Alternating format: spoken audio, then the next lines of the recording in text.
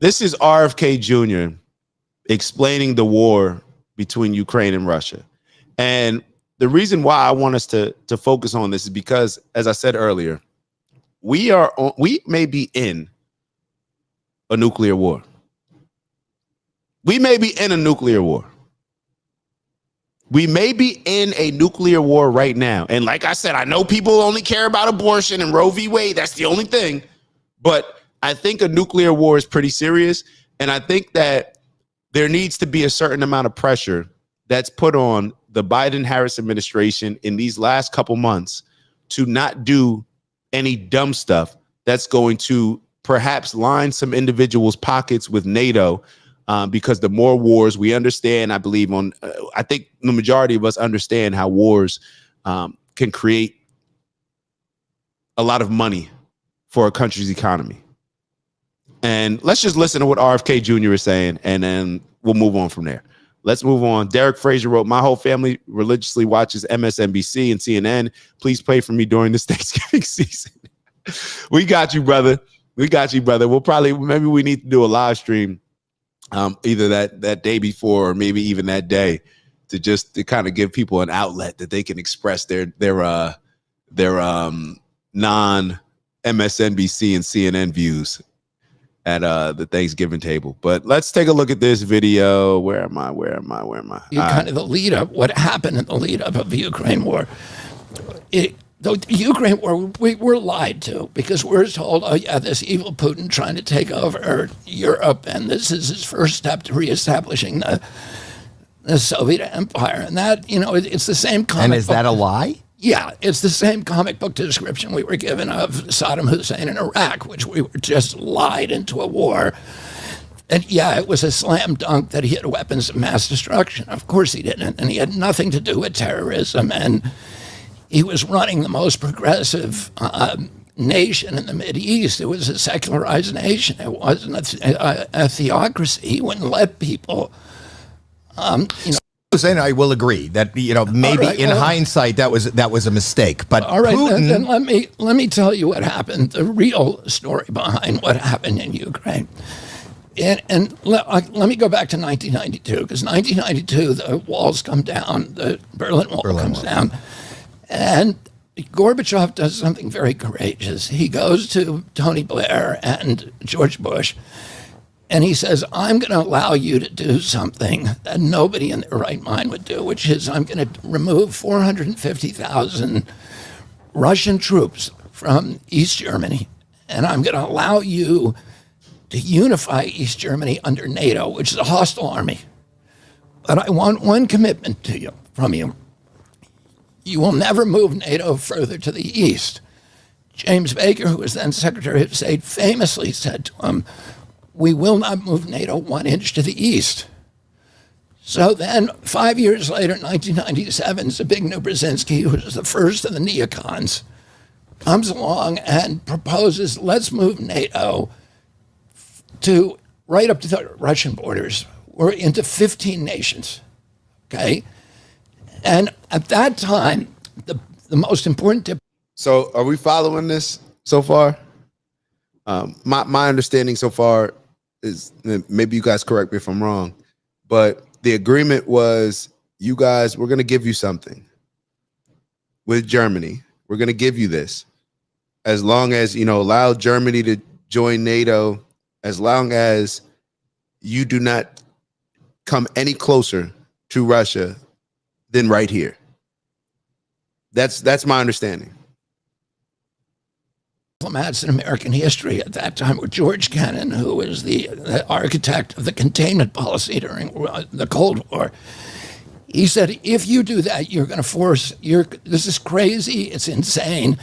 Russia just lost the Cold War. We should be giving them a Marshall Plan and integrating. Real quick, we got 20,000 people in the building. Need y'all to like.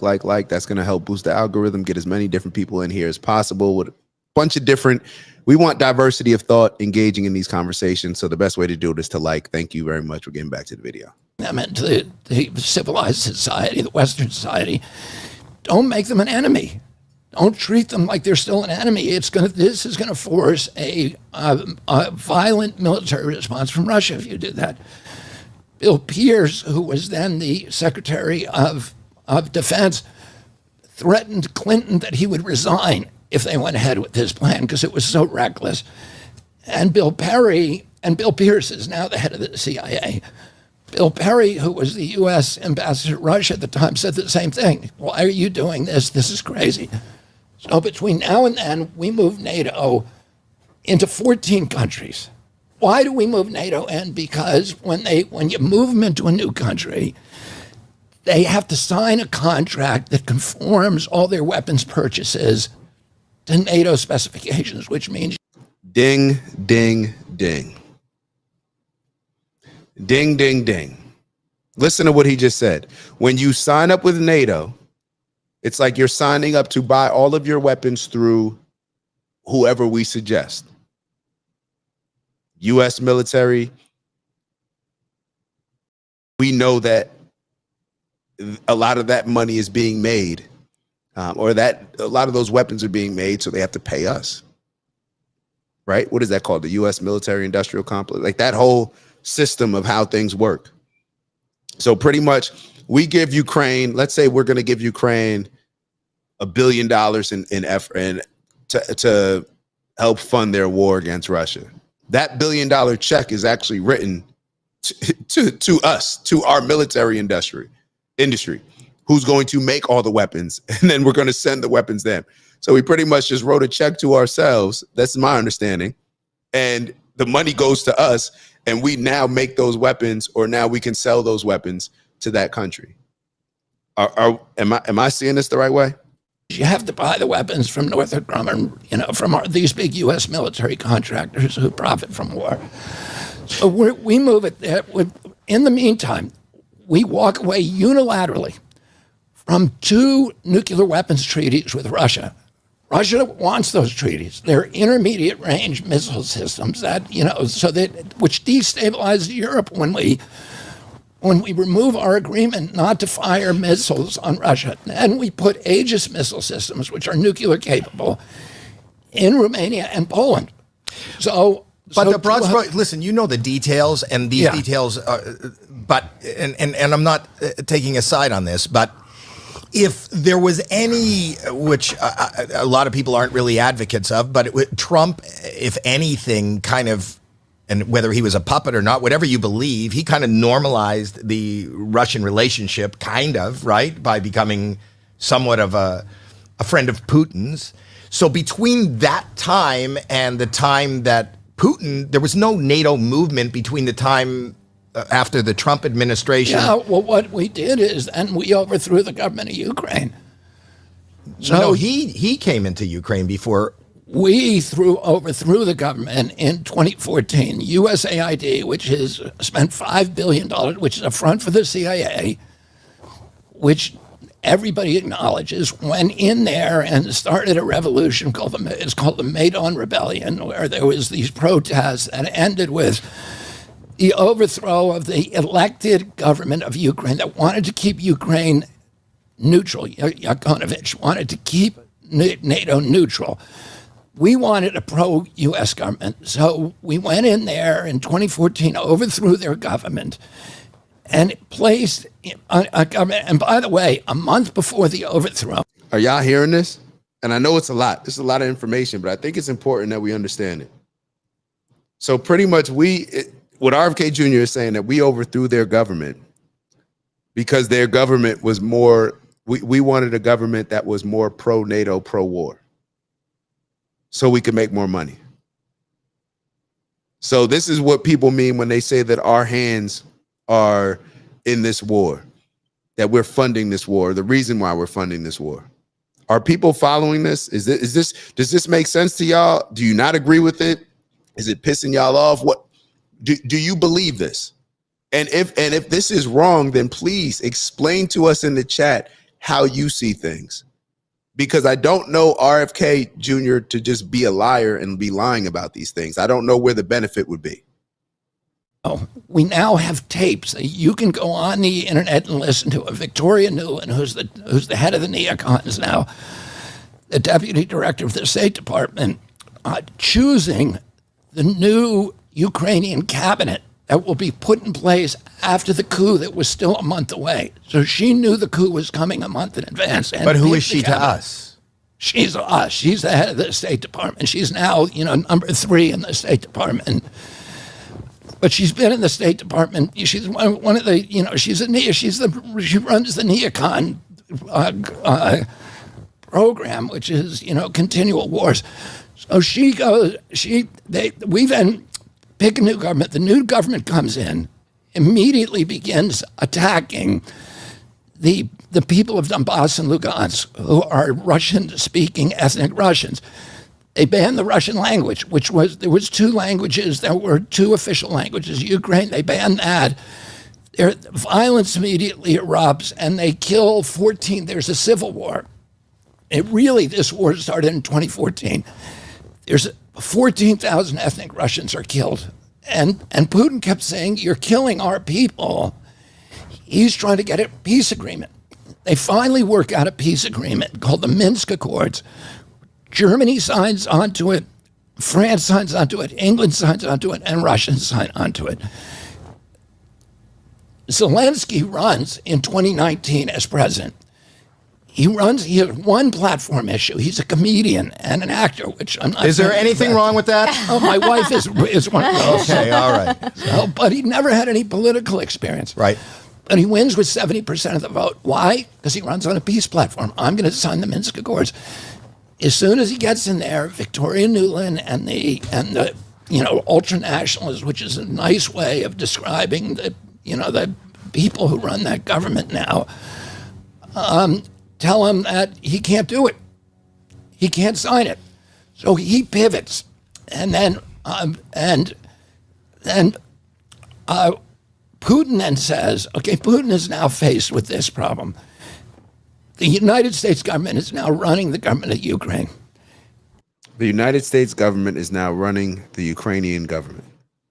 This is why a lot of people say that Zelensky, who was a comedian, who was an actor, was just put in this role to just like play this role as president. Like a lot of people don't understand that. And I'm not saying that, a comedian and an actor can't become the president of a country.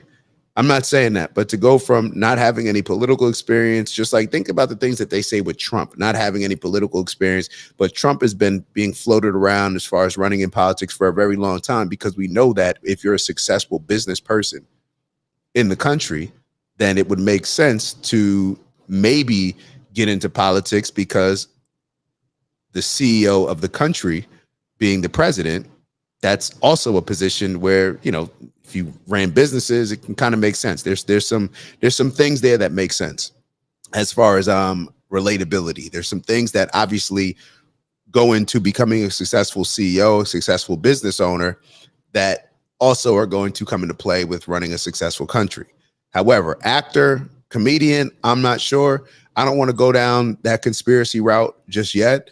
But what Uncle Brother just wrote is, I've known about all of this since my days in news media. The only thing I'm pissed off about is how long it's taken for all this info to be allowed to get out. That's a fact. And we have to do our due diligence to research a lot of this on our own. Who knows the actual, like just think about it. Unless you know somebody who's Ukrainian that you're very close to, you probably don't know, or Russian that you're very close to, you probably don't know what exactly started this. The majority of us in America do not know. We all have opinions on it, but in my opinion, a lot of us don't really know how it was started, the story around it. We just listen to the fear mongering about Putin being the big bad boogeyman. We're aligned with Zelensky, so therefore that's how we see it. Trump is bad because he has a relationship with Putin, or a friendly relationship with Putin, as if that's a negative thing. Let's Uncle Brother wrote, they've milked this war in Ukraine for billions upon billions at our expense, laundering our tax dollars right into the pockets of the MIC. What's the MIC, bro? I saw you write that earlier. Just let me know what the MIC is. I agree with you 100%. I agree with you 100%. Let's try to get through this last 2 minutes. I said we weren't going to listen to the entire thing, but I think at this point, let's just go. And he is frightened to death that the U.S. Navy is going to go into Vladivostok, which is, the southern port. It's been the Russian port. It's the only warm water port Russia has for 347 years. So he then goes right into Ukraine because into Crimea, and takes Crimea without firing a shot. Doesn't kill a single person because the people of Crimea are ethnic Russian and want him back, want him in there. Donbass and Lugansk then votes 90 to 10 to join Russia. Putin says, no, I don't want you. I want Ukraine to be a functioning state. But let's sign the Minsk Accords. And they won't sign it. So then he sends in 40,000 troops. I'm almost done with this. Okay. He sends in 40,000 troops. That is not somebody who wants to conquer Ukraine. It's a nation of 44 million people. All he wanted was us back at the negotiating table. Zelensky, we will not help Zelensky negotiate. So he goes to Israel and gets Naftali Bennett and Erdogan in Turkey to sponsor negotiations. And they go and they work out a peace agreement. And they sign it in April of 2022. Putin is withdrawing his troops according to this peace agreement, already starts withdrawing them. Biden sends over Tony Blair and tells Zelensky to rip up the peace agreement. Now, how do we know this? Because are y'all listening to what is being said? This is y'all boy Biden. Y'all voted for him. Are y'all listening to what is being said? Biden sends over. They already had a treaty in place. They go and they work out a peace agreement, and they sign it in April of 2022. Putin is withdrawing his troops according to this peace agreement. Already starts withdrawing them. Biden sends over Tony Blair and tells Zelensky to rip up the peace agreement. Now, how do we know this? Because all of the negotiators are now talking, including Naftali Bennett. And you can look it up when you're on the internet. You say you spend a lot of time. I do. Look at his speech where he tells you what happened. The lead Ukrainian negotiator this week came clean and said, yeah, that's what happened. Of course, Russia's been invaded 3 times through Ukraine. The last time. So is Russia the good guy in your mind? No, Russia, it was illegal what Russia did. We have to understand that they don't want this war. We wanted the war. So I'm glad that we finished it out, especially with that last, with RFK answering that question, like, is Russia good? Because a lot of people can hear what he's saying and have a takeaway. Well, RFK's now supporting Russia. No, that's not what was being said. What was being said is the fact that RFK believes that Russia does not want the war, that America is the party that is pushing for this. Zelensky came out and said that, military industrial complex. I got you, Uncle Brother. Appreciate that. But Zelensky already came out and said, like, after Trump won, like, hopefully we can find a solution in the next year. He said next year, hopefully we can find a solution. Why would he be saying that next year when we can be trying to find a solution right now?